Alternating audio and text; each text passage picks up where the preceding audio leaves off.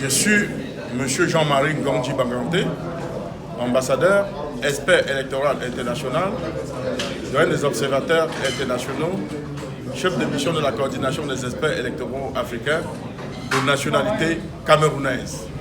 Alors, quel bilan faire après cette élection qui s'est déroulée au Sénégal en termes d'observation? Quel est le constat? Je dirais simplement et purement que le peuple sénégalais est un peuple vaillant, un peuple qui ne tombe pas. Parce que beaucoup de pays africains, certains occidentaux ont cru que le Sénégal a glissé et le Sénégal ne pourra pas se relever. Nous avons vu un peuple mature en politique, un peuple qui sait aussi se ressaisir, et c'est ce même peuple qui a surpris les Africains, la communauté internationale, en organisant l'élection, une élection inédite, dans de très bonnes conditions d'organisation. Je vais vous dire, moi-même, étant doyen, j'ai été surpris.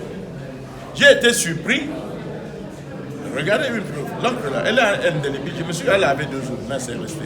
Le reste là, ça a été très bien fait.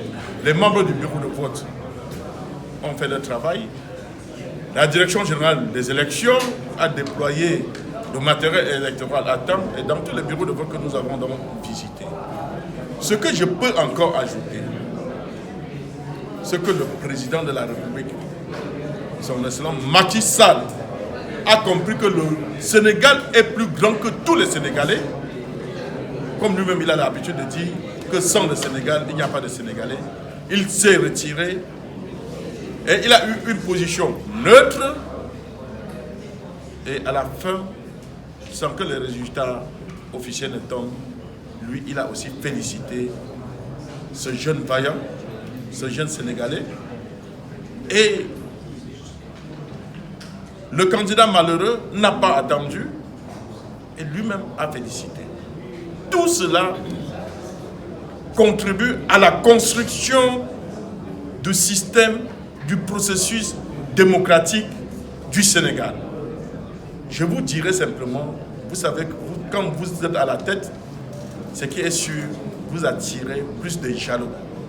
Parce que beaucoup souhaitaient que le Sénégal ne se relève pas. Mais le Sénégalais s'est relevé. Le Sénégal s'est relevé. Si le Sénégal avait 1,60 m, c'est qu'aujourd'hui en démocratie, le Sénégal a 2 mètres. Ce qui est très intéressant et important. Non, attendez, monsieur. Il faudrait que les pays africains qui n'ont pas emboîté le pas, que le cas du Sénégal soit un cas d'école. Ça va servir à beaucoup pour que notre continent puisse évoluer.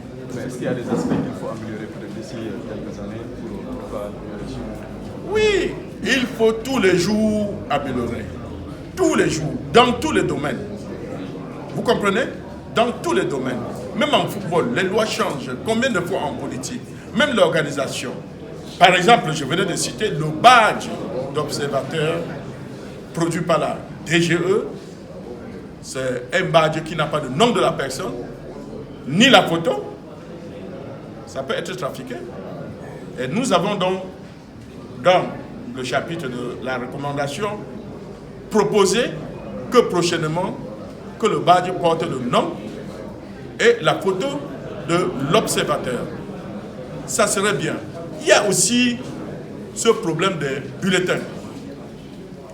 19 candidats, 19 tas de bulletins.